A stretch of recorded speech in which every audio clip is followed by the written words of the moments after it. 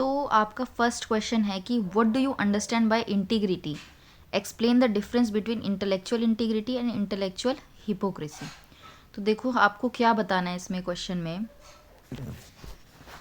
कि सत्यनिष्ठा से आप क्या समझते हैं। सबसे पहली चीज़ तो आपको डिफाइन करना है, एक्सप्लेन करना है। उसके बाद आपको बताना है कि इंटेलेक्चुअल इंटीग्रिटी और इंटेलेक्चुअल हिपोक्रेसी में अंतर क्या है, यानी कि बौद्धिक सत्यनिष्ठा और बौद्धिक पाखंड। ठीक है, तो सबसे पहले हम देखते हैं इंट्रोडक्शन। इंट्रोडक्शन में क्या है कि आपको बताना है कि देखो एथिक्स के अंदर यानी नीति शास्त्र के अंदर जो सत्यनिष्ठा है वो सिर्फ ईमानदारी को नहीं बोला जाता, यानी कि सिर्फ इसका मतलब ऑनेस्टी नहीं है, लेकिन नैतिक सिद्धांतों की सुसंगति और अविभाज्यता यानी कि कंसिस्टेंसी और इंडिविजिबिलिटी ऑफ मॉरल प्रिंसिपल, कि आपके जो मॉरल प्रिंसिपल्स हैं वो कितना कंसिस्टेंट हैं, ठीक है, कितना इंडिविजिबल हैं। It is derive from the Latin word integer. ठीक है, ये जो है लैटिन शब्द इंटीजर से बना हुआ है जिसका अर्थ है पूर्ण या अविभाज्य। ठीक है, तो लोक सेवा के संदर्भ में हम बताएंगे कि सत्यनिष्ठा का तात्पर्य यह होता है जब किसी व्यक्ति के विचारों, कथनों और कार्यों के मध्य पूर्ण सामंजस्य होता है। ठीक है, चाहे वह सार्वजनिक जीवन में हो या फिर निजी जीवन में। देखिए इसमें क्या मतलब है इसका कि देखो जो इंटीग्रिटी वो होती है वो क्या होती है कि कोई अगर इंसान है, कोई इंडिविजुअल है, जो वो सोचता है यानी कि जो उसके थॉट्स हैं, ठीक है, जो उसके वर्ड्स हैं और जो उसके एक्शंस हैं, थॉट, स्पीच एंड एक्शन, तीनों के बीच में एक म्यूचुअल एग्जिस्टेंस होता है, यानी कि सामंजस्य होता है, वो एक साथ एग्जिस्ट करते हैं। ठीक है, उसके अंदर कॉन्ट्राडिक्शन नहीं होता बिल्कुल भी, तो उसे हम इंटीग्रिटी बोलते हैं। ठीक है, ये एक व्यक्ति के बेसिकली एक इनर क्वालिटी होता है किसी भी व्यक्ति का, किसी भी पर्सन का, जो उसको रोकता है, ठीक है, कि उसके वैल्यूज़ जो हैं वो किसी भी सर्कमस्टांसेस में कॉम्प्रोमाइज़ ना हो। तो ये आपकी इंटीग्रिटी हो गई। यहाँ पे आप मतलब मनसा वाचा कर्मणा वाला जो है ये इस तरीके से ऐसे डायग्राम शो कर सकते हो। उसके बाद मेन बॉडी में देखते हैं। मेन बॉडी में हम बताएंगे कि सत्यनिष्ठा से क्या तात्पर्य है। तो इसके 3 प्रमुख घटक होते हैं, यानी कि इसके 3 कंपोनेंट्स होते हैं। ठीक है, तो सबसे पहले सिलेक्शन ऑफ एथिकल स्टैंडर्ड्स, यानी कि नैतिक मानकों का चयन। तो उन मूल्यों को पहचानना जो सार्वजनिक हित के लिए अनिवार्य हैं, जैसे कि ऑब्जेक्टिविटी और सेल्फलेसनेस। ठीक है, तो किसी भी चीज़ को ऑब्जेक्टिव होके सोचना, ठीक है, ना कि सब्जेक्टिव होके सोचना। साथ ही साथ में सेल्फलेसनेस का जो पर्सपेक्टिव है वो किसी भी सिचुएशन में लेकर आना, यानी कि निस्वार्थ होके किसी भी सिचुएशन के बारे में जो कि पब्लिक वेलफेयर या पब्लिक गुड के लिए उपयुक्त है उसको चुनना। ठीक है, तो ये नैतिक मानकों का चयन हो गया। दूसरी चीज़ कंसिस्टेंसी यानी निरंतरता। तो adhering to the same ethical standards across different times and situation। Consistency किसे कहेंगे कि कभी भी आप अलग अलग समय और अलग अलग सिचुएशन में भी उसी तरीके से एक्ट कर रहे हो, यानी कि विभिन्न समय और स्थितियों में एक ही नैतिक मानक जो है उसका आप पालन कर रहे हो, तो वो आपकी कंसिस्टेंसी हो जाएगी। ये नहीं कि आप अपॉर्चुनिस्ट हो, आप किसी सिचुएशन में जिसमें आपको फ़ायदा हो रहा है उसमें आपके मॉरल प्रिंसिपल्स बदल जाते हैं और जिसमें नुकसान हो रहा है उसमें बदल जाते हैं। ठीक है, तो वो इनकंसिस्टेंसी हो जाती है। फिर मॉरल करेज, यानी कि दबाव या प्रलोभन के बावजूद अपने मूल्यों पर अड़िग रहना। वही जो मैंने अभी बात बोली कि अपने वैल्यूज़ पे स्टिक रहना, चाहे कोई कितना भी प्रेशर या टेम्पटेशन कर रहा हो, ठीक है, कितना भी आपको प्रलोभन देने की कोशिश करे, लेकिन आप अड़िग रहो। उसके बाद इंटेलेक्चुअल इंटीग्रिटी हम समझते हैं, यानी कि बौद्धिक सत्यनिष्ठा। तो देखो इसका अर्थ ये होता है कि जब इंसान स्वयं के लिए ईमानदार होता है, यानी कि स्वयं के प्रति ईमानदार होता है, यानी कि honest with one self, and साथ ही में adhering to the same standards that we expect from others. जो मैं दूसरों से चाहता हूँ वही मैं भी करता हूँ।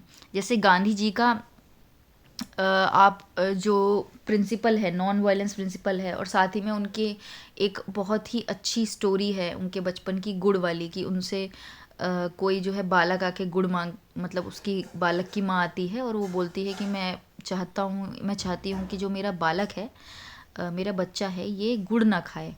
तो गांधी जी ने बोला कि पहले इसको मुझे खुद छोड़ना पड़ेगा, उसके बाद ही मैं इसको मना कर पाऊँगा। तो यहाँ से एक इंटेलेक्चुअल इंटीग्रिटी वाली बात, एक छोटा सा एग्जाम्पल है कि गांधी जी का वो गुड़ वाला इंसिडेंट। तो आप इससे समझ सकते हो, यानी कि हम जो दूसरों से अपेक्षा करते हैं हम खुद उनका पालन करें, ठीक है।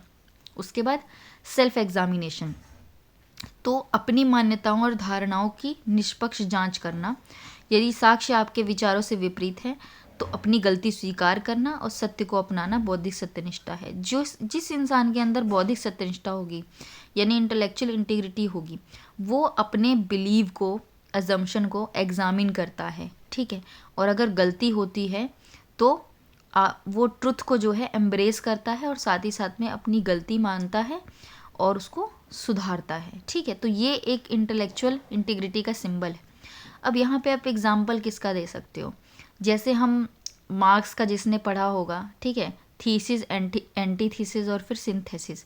तो जो सिंथेसिस निकल के आता है, तो हम किसी भी चीज़ का एक पक्ष होता है थीसिस, फिर होता है एंटीथीसिस, यानी कि उसका उल्टा। सिंथेसिस में हम निकालते हैं कि क्या ठीक था, है ना, दोनों का मिक्सचर नहीं होता है, लेकिन ये होता है कि एक पक्ष है, एक विपक्ष है, लेकिन दोनों का क्रक्स क्या निकला, कौन कौन से पॉइंट्स हैं जो इसका एसेंस है।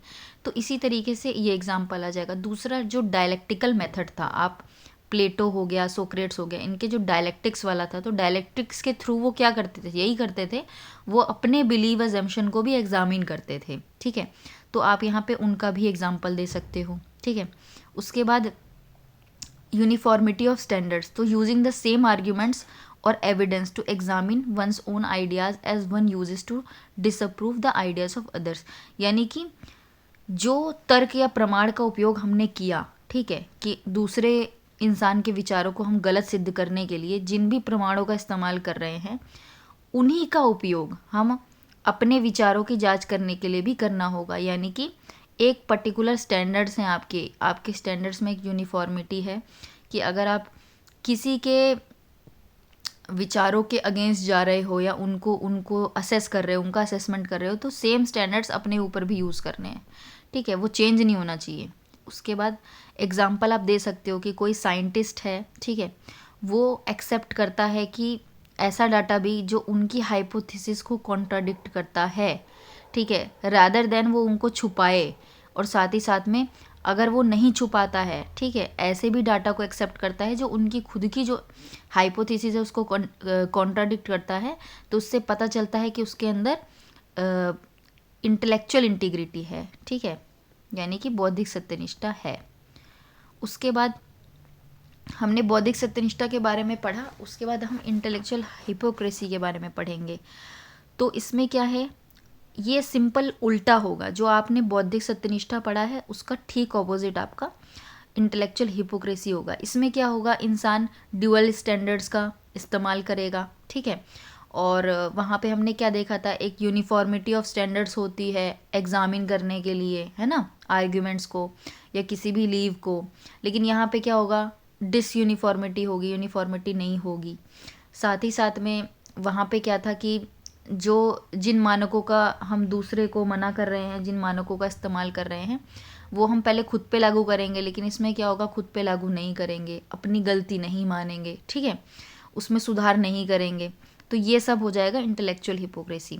देखो, डबल स्टैंडर्ड्स यानी कि हार्शली क्रिटिसाइज करोगे दूसरे के एक्शंस को, लेकिन जब स्वयं उन कार्यों को करोगे तो उसको उचित ठहराने लग जाओगे, तो वो डबल स्टैंडर्ड्स हो जाता है। फिर एरोगेंस और बायस की बात करेंगे, जैसे किसी के व्यूज़ जो हैं वो हमें अल्टीमेट ट्रुथ लगने लगते हैं, और उसके खिलाफ जो भी एविडेंस आता है, यानी कि उसकी विपरीत जो साक्ष्य हमें मिलते हैं, हम उसको अनदेखा कर देते हैं, इग्नोर कर देते हैं, ठीक है। तो ये तो बेसिकली हिपोक्रेसी हो गई। तो उसके बाद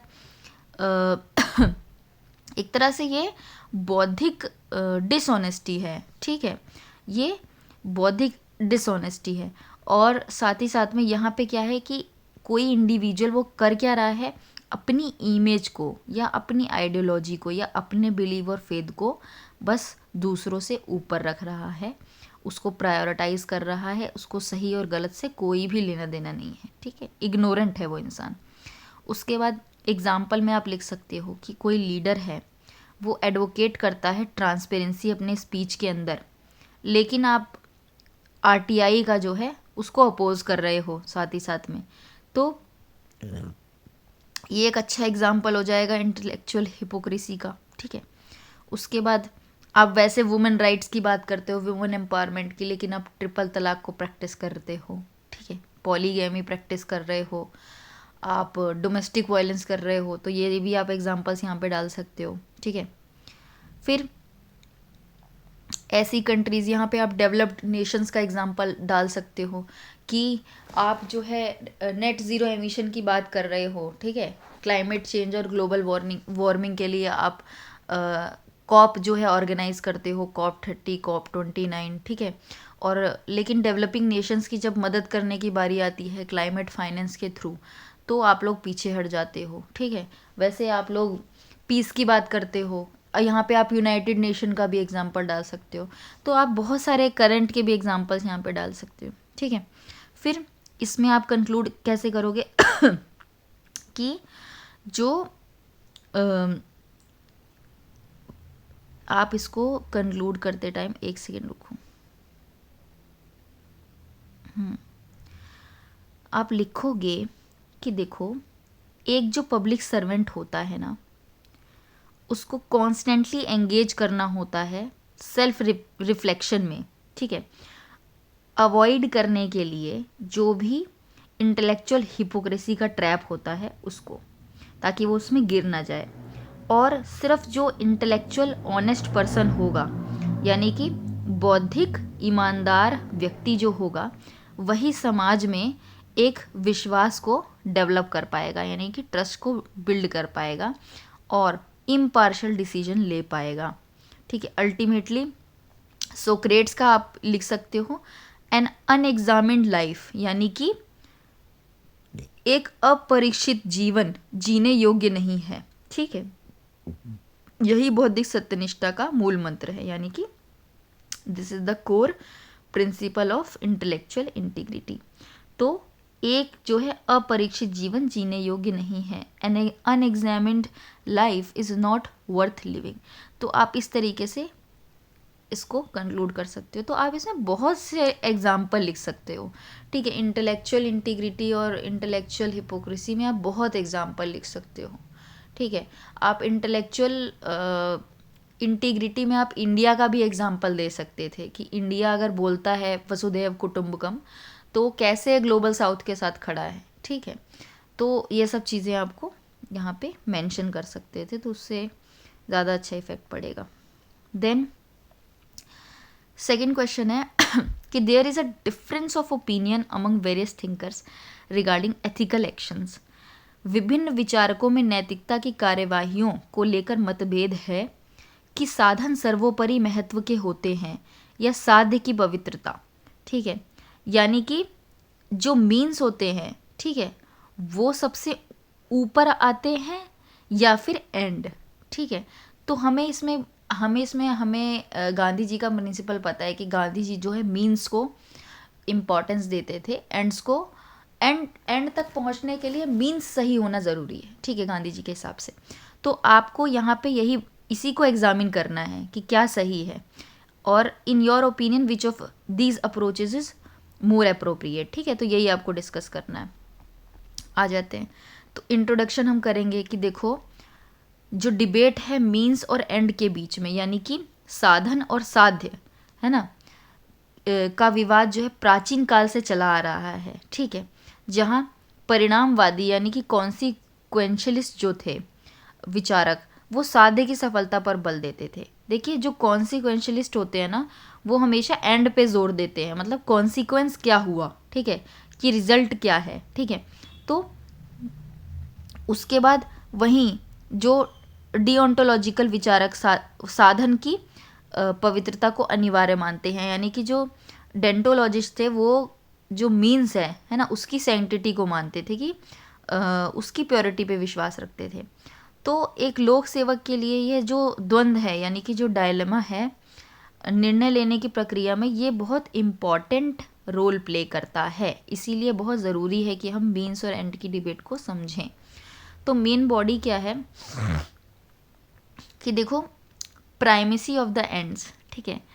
तो जो कॉन्सिक्वेंशलिस्ट अप्रोच है वेस्टर्न फिलॉसफी में, जैसा कि मैकियावेली बोलते हैं, और जो यूटिलिटेरियंस होते हैं जैसे कि बेंथम और मिल, ठीक है, इन्होंने प्रायोरिटाइज किया सक्सेस ऑफ एंड्स को, यानी कि एंड मैटर करता है, एंड अचीव हुआ या नहीं, ये सबसे बड़ा हमारा मुद्दा है। दूसरी चीज़, अब इसमें मैकियावेली व्यू हम देखेंगे। द प्रिंस में उन्होंने आर्ग्यू किया कि जो रूलर है उसको हेजिटेट नहीं करना है to use any kind of unethical means, यानी किसी भी तरह के अनएथिकल मीन्स को यूज़ ना करें, to ensure security and stability of the state, ठीक है। तो मतलब किसी भी तरह के फोर्स को यूज़ करने के लिए हेजिटेट नहीं करना, इसका मतलब मीन्स कुछ भी हो सकता है, लेकिन आपका एंड क्या है, स्टेट की सिक्योरिटी, ठीक है। तो ये हो जाएगा। उसके बाद यूटिलिटेरियनिज्म में आ जाएगा कि देखो, ये जो है यूटिलिटेरियनिज्म, ये इस प्रिंसिपल पे बेस्ड होता है कि greatest happiness for the greatest number, ठीक है। तो maximum happiness of maximum people. तो अगर कोई रॉन्ग भी मीन्स है, लेकिन उससे मैक्सिमम नंबर ऑफ पीपल का जो है बेनिफिट हो रहा है, हैप्पीनेस उनकी इंश्योर हो रही है, तो वो एक्शन लिया जाएगा, ठीक है, वो एथिकल होगा यूटिलिटेरियंस के हिसाब से। उसके बाद एडमिनिस्ट्रेटिव रेलेवेंस देखते हैं, यानी कि प्रशासनिक प्रासंगिकता देखते हैं। देखो, अगर कुछ इमरजेंसी सिचुएशंस हो जाते हैं, जैसे कि राइट कंट्रोल या फिर नेशनल सिक्योरिटी के मैटर्स में, तो जो एंड्स होते हैं ना, वो समटाइम्स इसको पैरामाउंट देखा जाता है। इवन फॉरेन पॉलिसी में भी हम नेशनल इंटरेस्ट को ऊपर रखते हैं, ठीक है। For example, construction of the large dams that will provide electricity to millions even if it involves short term displacement, यानी कि डिस्प्लेसमेंट होती है उसकी वजह से, है ना। तो लेकिन वहाँ पे क्या देखा जाता है कि देखो, डैम का जो बनना है वो ज़्यादा इम्पॉर्टेंट है, ठीक है। उनको आप जो डिस्प्लेस्ड लोग हैं उनको आप रिहेबिलिटेट कर देते हो, लेकिन स्टिल वो हमारा एंड वहाँ पे जो इंफ्रास्ट्रक्चर है उसका डेवलपमेंट होता है। फिर प्योरिटी ऑफ द मीन्स, यानी कि जो डिओन्टोलॉजिकल और गांधीयन अप्रोच थे, ठीक है, अभी हमने बात की थी इसके बारे में कि मीन्स जो है ना, एंड कितना भी नोबल हो, एंड कितना ही बढ़िया क्यों ना हो, आप मीन्स को कॉम्प्रोमाइज़ नहीं कर सकते हो, और आप अनएथिकल जो पाथ है उसको अचीव नहीं कर सकते हो, उसको यूज़ नहीं कर सकते हो। फिर देखो, इमैनुअल कांत की जो डिओन्टोलॉजी थी, तो कांत क्या कहते थे कि एक व्यक्ति, कोई भी मनुष्य को हमेशा एक साध्य माना जाना चाहिए, ठीक है। एंड क्या होना चाहिए, ह्यूमन, एंड हमेशा ह्यूमन होता है, ठीक है। और एक मीन्स की तरह किसी भी व्यक्ति को मत देखो, है ना। जब आप मनुष्य को एक साधन के रूप में देखने लगोगे तो वो हमेशा गलत ही उसका रिजल्ट आएगा, ठीक है। If we achieve a goal by violating someone's right, तो वो अनएथिकल ही होगा, ठीक है। ये कांत की अप्रोच थी। फिर गांधीयन फिलॉसफी है, हम पढ़ चुके हैं, ठीक है।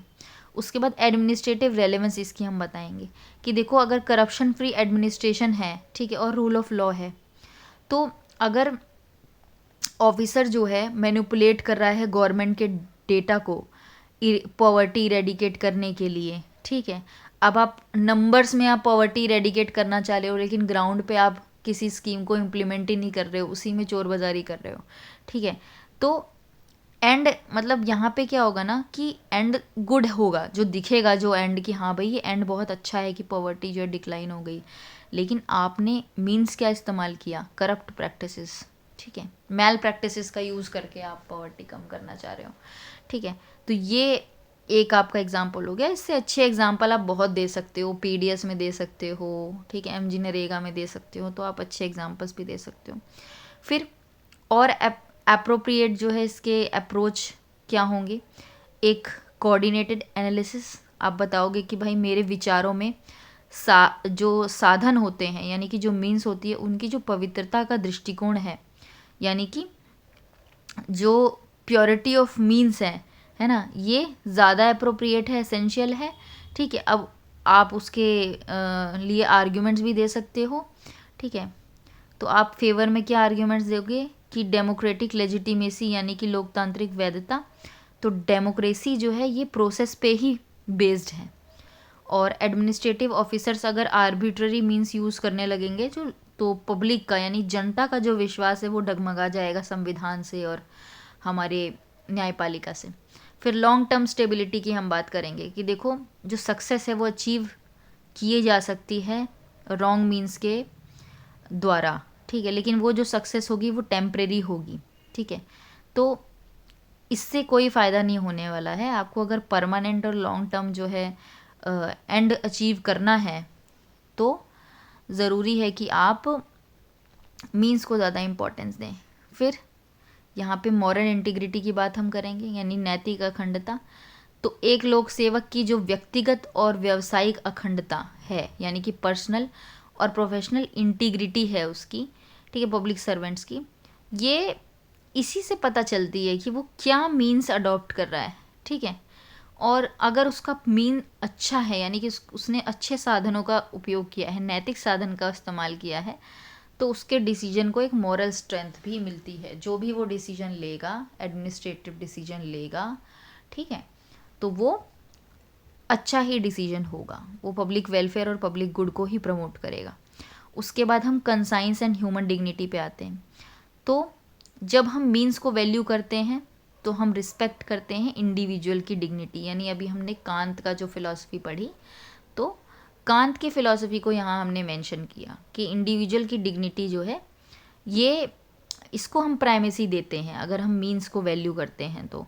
ठीक है, इससे अंत्योदय का कंसेप्ट हमें मिलता है, यानी अपलिफ्टमेंट ऑफ पुअरेस्ट।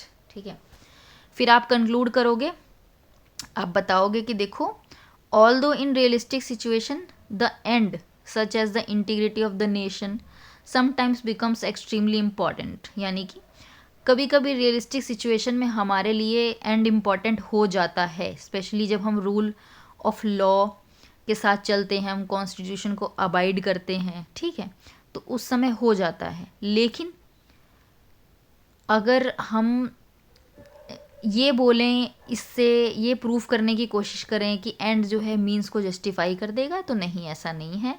ठीक है, एथिक्स जो है यानी नैतिकता जो है एडमिनिस्ट्रेशन के अंदर सिर्फ गोल को अचीव करने के लिए नहीं होती है, लेकिन जो उसका प्रोसेस है, गोल तक पहुंचने के लिए जो रास्ता आपने, जो साधन आपने इस्तेमाल किया है, ठीक है, जो पाथ आपने कवर किया है, जो रास्ता आपने तय किया है, वो कैसा था, वो कितना एथिकल था, ठीक है, तो वो कितना मॉरल था, ये बहुत ज़्यादा इस पर डिपेंड करता है। साथ ही साथ में स्वामी विवेकानंद जी की आप कोटेशन से ख़त्म कर सकते हैं कि देखो साधन की शुद्धता ही सफलता की एकमात्र गारंटी, यानी कि purity of means is the only guarantee of success.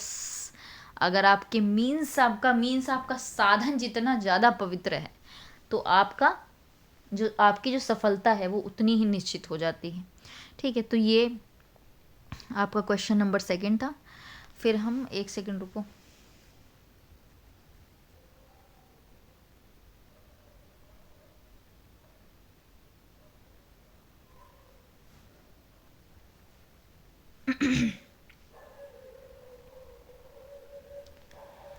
उसके बाद क्वेश्चन 3 पे हम आते हैं कि innovation without compassion breeds exploitation. करुणा से रहित नवोन्मेष शोषण को जन्म देता है, यानी कि अगर आप compassion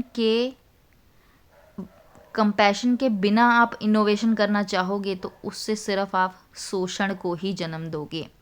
in the age of AI यानी आर्टिफिशियल इंटेलिजेंस, सर्विलांस टेक्नोलॉजीज, ठीक है, and digital monopolies, what ethical principle should technologically advance nation adhere to in order to prevent digital colonisation and ensure equitable technological access globally. ये बोल रहा है कि जब AI का ज़माना आ चुका है, सर्विलांस टेक्नोलॉजीज़ का ज़माना है, डिजिटल मोनोपोली है, ठीक है, तो जो एडवांस नेशंस हैं वो ऐसे कौन से एथिकल प्रिंसिपल्स जो हैं इसको टेक्नोलॉजिकली एडवांस जो नेशंस है वो ऐसे कौन से एथिकल प्रिंसिपल्स का पालन करें ताकि वो डिजिटल कोलोनाइजेशन जो है उससे बाकी देशों को बचा सकें, और साथ ही साथ में जो टेक्नोलॉजिकल एक्सेस है उसको ग्लोबली इंश्योर कर सकें।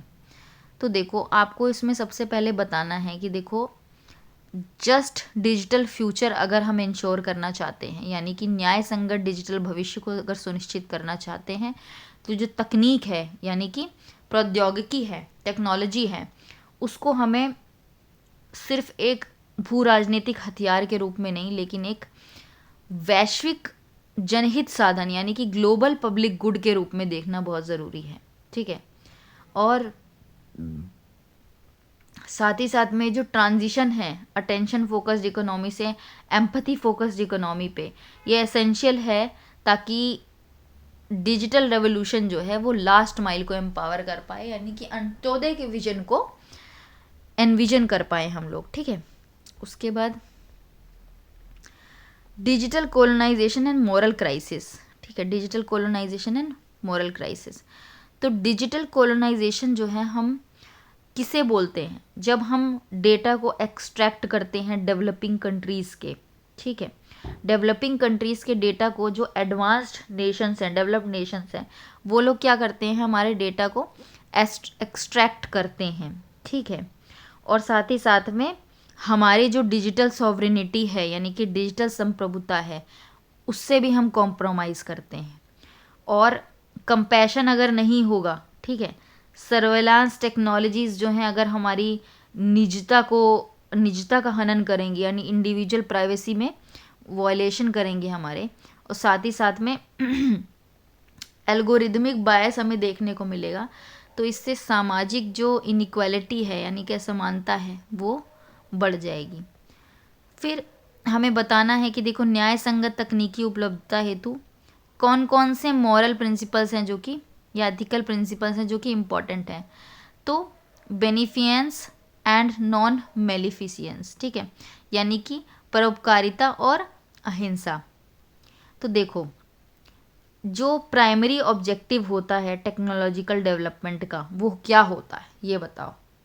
क्या टेक्नोलॉजिकल डेवलपमेंट का सबसे बड़ा प्राइमरी ऑब्जेक्टिव क्या दुनिया को तहस नहस कर देना, या वर्ल्ड वॉर थर्ड स्टार्ट कर देना, या जो है ग्लोबल वार्मिंग को बढ़ा देना, ये सब होता है क्या? ऑब्वियसली नहीं होता है। उनका सबसे टेक्नोलॉजिकल डेवलपमेंट का पहला एम ही होता है कि सबका वेलबींग हम इंश्योर कर पाएँ। ठीक है, सर्वोदय का जो कंसेप्ट है, सर्व उदय करना चाहता है। ठीक है, वेलबींग ऑफ ऑल और साथ ही में वेलफेयर ऑफ ऑल। तो एआई और सर्विलेंस टेक्नोलॉजी जो है वो इस तरीके से डिज़ाइन होनी चाहिए कि वो ह्यूमन डिग्निटी को यानी मानवीय गरिमा को, ठीक है, व्यक्ति की गरिमा को ठेस ना पहुंचाए। ठीक है, फिर डिस्ट्रीब्यूटिव जस्टिस की बात करेंगे। देखो, जॉन रॉल्स की थ्योरी ऑफ जस्टिस ये क्या कहती थी, अगर इसके अकॉर्डिंग देखा जाए तो जो टेक्नोलॉजिकल बेनिफिट्स हैं इसको डिस्ट्रीब्यूट इस वे में करना चाहिए कि सबसे जो डिसएडवांटेज सोसाइटी के अंदर सेक्शंस हैं उनको बेनिफिट हो उससे। ठीक है, और डिजिटल रिसोर्सेज का जो एक्सेस होता है उसको ग्लोबल पब्लिक गुड कंसीडर करना चाहिए। ठीक है, फिर डिजिटल सॉवरेनिटी एंड ऑटोनॉमी। तो हर नेशन का यानी कि हर राष्ट्र और व्यक्ति को जो अपना डेटा है उस पर कंट्रोल रखना चाहिए, कंट्रोल उनको करना चाहिए। तो इसमें आप जो डेटा प्रोटेक्शन एक्ट है आप उसको मेंशन कर सकते हो कि इंडिया ने ये कदम जो लिया ये डिजिटल सॉवरेनिटी और ऑटोनॉमी को प्रोटेक्ट करने के लिए ही था। फिर अकाउंटेबिलिटी और ट्रांसपेरेंसी। तो डिजिटल मोनोपोलीज जो हैं इनको अकाउंटेबल हेल्ड करना चाहिए, जो भी सोशल इम्पैक्ट हो रहे हैं, एल्गोरिदम जो डेवलप हो रही है।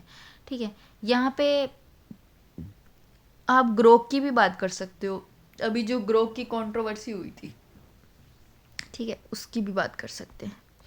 फिर ग्लोबल सॉलिडारिटी एंड इंक्लूजन। तो देखो, अगर हम वसुधैव कुटुंबकम के प्रिंसिपल को फॉलो करें तो जो डेवलप्ड नेशंस हैं उनको अडॉप्ट करनी चाहिए फ्लेक्सिबिलिटी टेक्नोलॉजी ट्रांसफ़र में, साथ ही साथ में इंटेलेक्चुअल प्रॉपर्टी राइट्स में। ठीक है, इसमें इस टाइप के क्वेश्चन में ज़्यादा से ज़्यादा आप करंट बेस्ड एग्जांपल्स आप यूज़ करो, उससे आपको काफ़ी मतलब इंटरलिंकेज देखने को मिलेगा।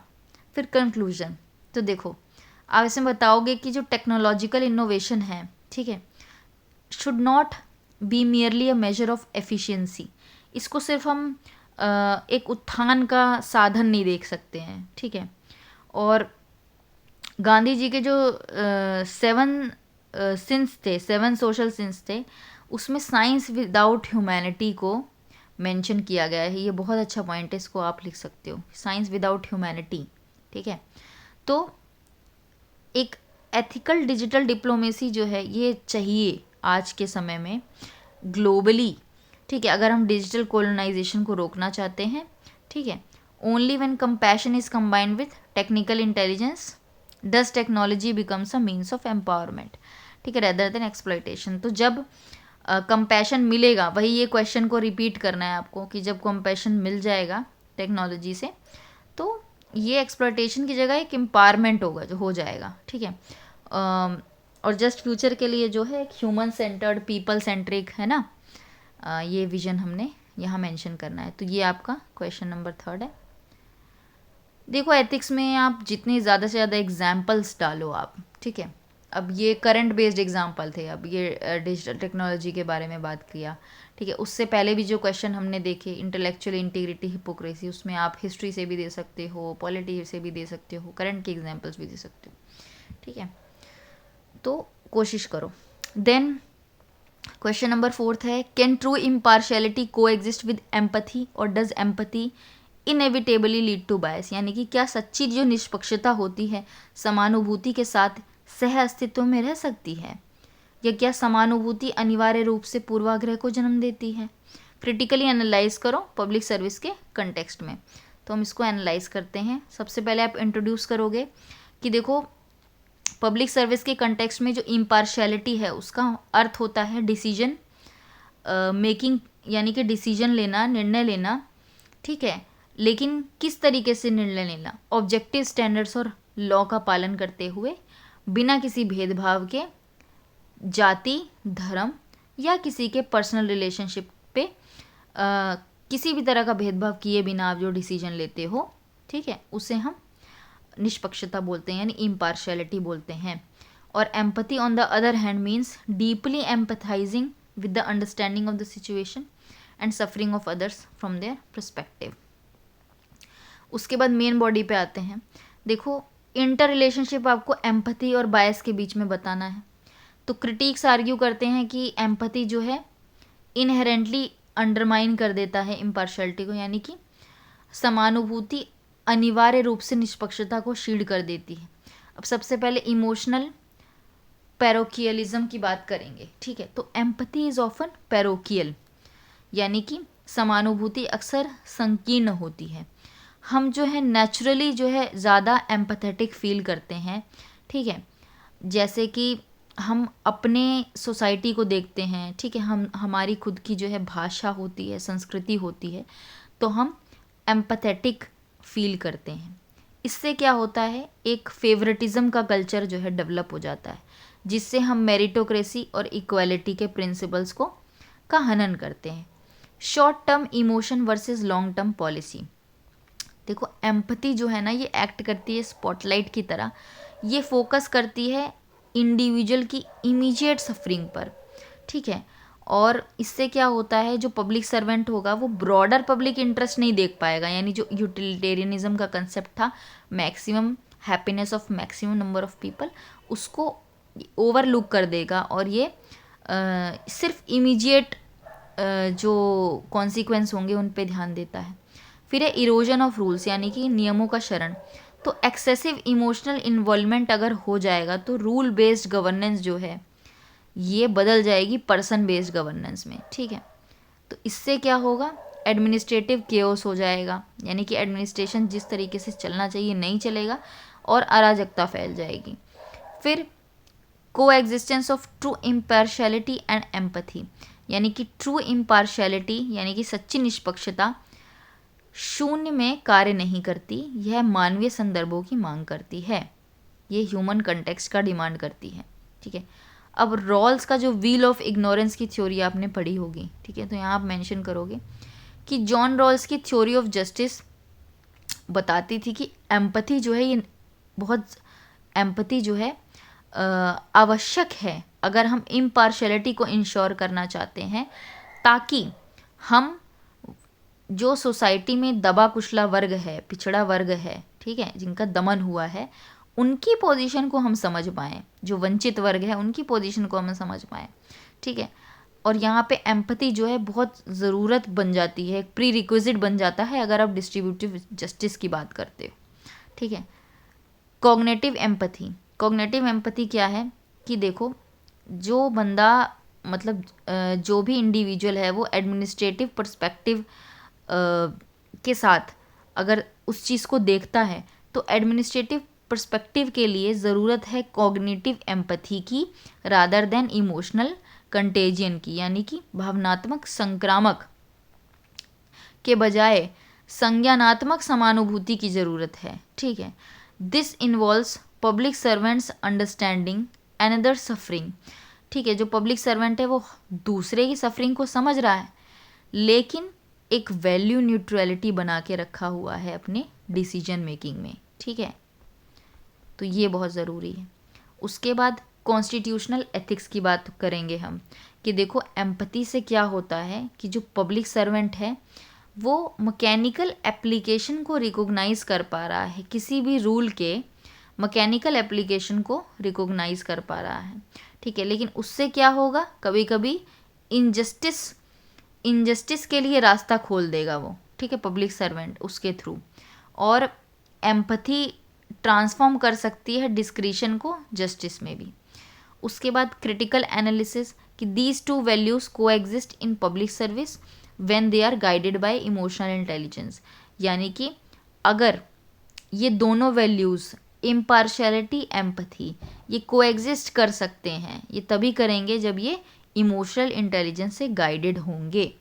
तो टूल वर्सेस स्टैंडर्ड, एम्पैथी जो है ना, इसको एक टूल की तरह देखो कि कोई भी डायग्नोसिस करने के लिए हमें टूल की ज़रूरत पड़ती है, तो वही है। अगर हमें कोविड टेस्ट करना होता था तो उसके लिए प्रॉपर किट होती थी, तो वो जो किट है वो टूल है, ठीक है, इंफॉर्मेशन गैदर करने के लिए। वाइल जो इम्पार्शलिटी है ये स्टैंडर्ड है। अगर आप डिसीजन मेकिंग को देखोगे तो आपको एक जो स्टैंडर्ड है वो इम्पार्शलिटी है, ठीक है।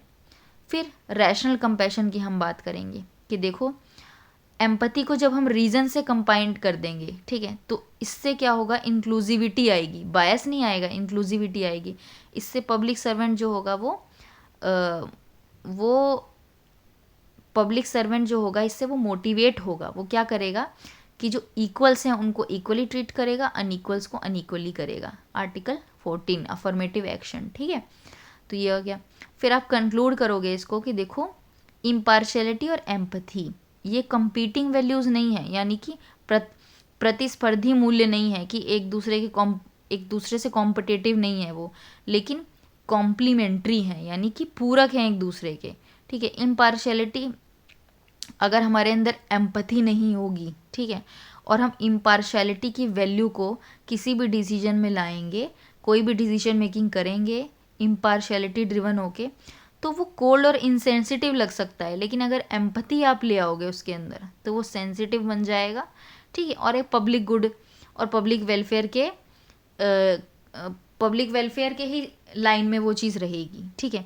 साथ ही साथ में pinnacle of public service lies in compassionate impartiality, ठीक है, यानी कि लोक सेवा की जो पराकाष्ठा है ये करुणापूर्ण निष्पक्षता में ही है, ठीक है, जहाँ एक प्रशासनिक अधिकारी जो है नियमों के प्रति वफादार रहते हुए भी मानवीय गरिमा और सामाजिक न्याय के प्रति संवेदनशील बना रहता है। और अल्टीमेटली आपको पब्लिक डीलिंग करनी है, आपको पब्लिक की प्रॉब्लम्स को सॉल्व करना है, तो आप एकदम इनसेंसिटिव होकर और एम्पैथी लेस होकर आप वो काम नहीं कर पाओगे, ठीक है। और न्याय के प्रति संवेदनशील बना रहता है, अतः समानुभूति पूर्वाग्रह को जन्म दे सकती है, यानी कि empathy can lead to bias, ठीक है, but if it is discipline by constitutional morality, ठीक है, अगर ये कॉन्स्टिट्यूशनल मोरालिटी के साथ डिसिप्लिन है तो ये जो है ट्रू इम्पार्शलिटी की लाइफ ब्लड भी बन सकती है। तो इस तरीके से आप इसको कंक्लूड करोगे? ये आपके क्वेश्चन हो गए।